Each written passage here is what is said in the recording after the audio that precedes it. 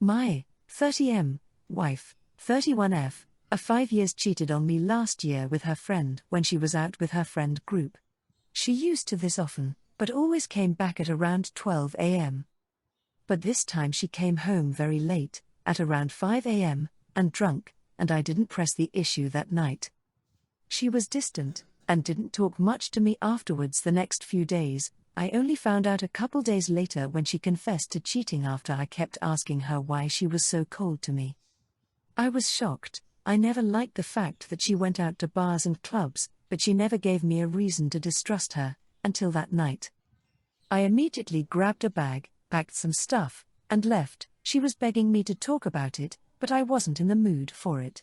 I was angry, upset, sad. I know that I wasn't in the right headspace for this kind of talk, so I stayed with a friend. Fast forward a few days later, and I agreed to talk to her. She said she was so sorry and would never happen again, and that she would do anything to make me stay.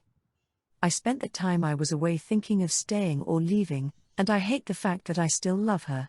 We don't have kids together, but part of me still wanted to stay. I gave her certain conditions if she wanted me to stay. The first one is to never see the man she cheated on me with ever again. The second was that I could see her phone or computer anytime I wanted without having to ask. The last one was that she could no longer go out to bars or clubs without me. She agreed to all of this. Over the last year, she's been estranged from her friend group because she can't go out with them without seeing the man she cheated on me with, and she hasn't really made any new friends. I haven't checked her phone or computer either. I know she likes to go out, so I try my best to go with her when I have time. The bar and club scene was never my thing, but I try to enjoy it with her.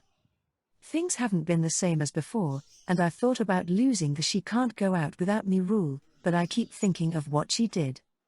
I've explained this to my friend, and she said I should just divorce her if I can't trust her anymore.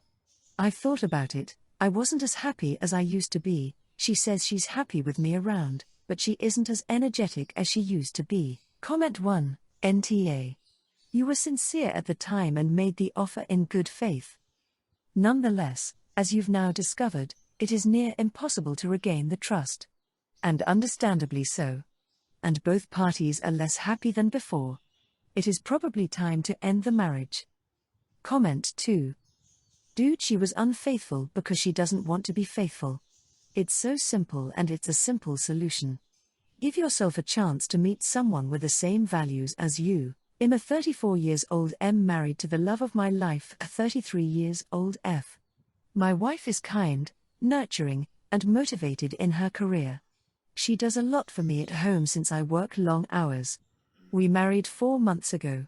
Dated for 8 years. We're both easygoing and have the same sense of humor and rarely argue. I make 4x more money. I'm in healthcare, but she makes a good salary as well.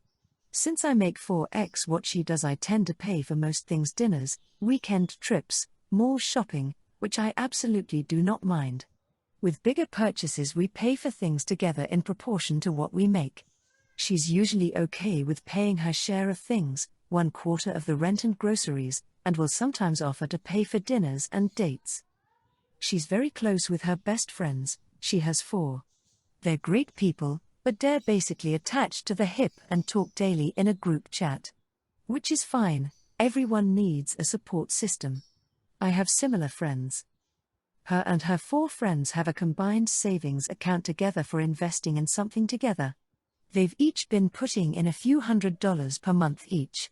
I've known about this for years and didn't love the idea initially, which I expressed. But she was adamant she wanted this, and at the time we weren't hurting for the money, and it was ultimately her money and her decision.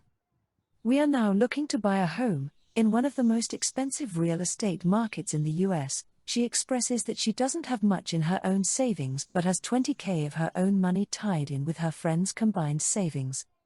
Over the last year, they've been told by 2 financial advisors that 5 people attempting to invest together in real estate or stocks or a business wasn't a great idea.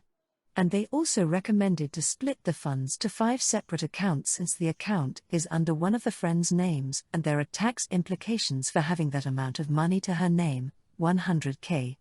The homes we're looking at need around 60–70K for a down payment. I stated I was willing to spend nearly all my savings for the down payment for a home, 50K. So I told her she should pull that money from her joint friend's account to help with the down payment.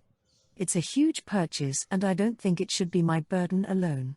She got really upset and told me I don't want to touch that money. I promised my friends it would be for investing together. We should look for a less expensive home then, maybe a fixer-upper. She then stated, it would be easier for you to accrue the money back since you make so much more. This was very frustrating and I told her, it's unfair I have to spend nearly all my savings and you don't. Your friend fund is stupid, and it's stupid not to use that money for our future home. AITA for asking her to use her own cash from her friend's account, break that promise to her friends so we can buy a nice home together. Comment 1. Nope, and I would seriously reconsider buying a house, or if you do, make her sign a postnuptial. If you can pony up $50,000 and you have essentially been footing all the bills all so she can save money with her friends. The sad part is that money is just sitting in an account and not being invested, and your wife and her other 2 friends have zero claim to any of the money unless their names are on the account. Comment 2. NTA married or not, I would not buy a house with someone who would rather have an uncertain investment fund with friends than help me with the down payment of our shared house and considers my savings our savings and her savings her savings. Also, I don't fault you for calling the fund stupid, because it sounds stupid since 2 financial planners have said it's ill-advised and told them to split it up again.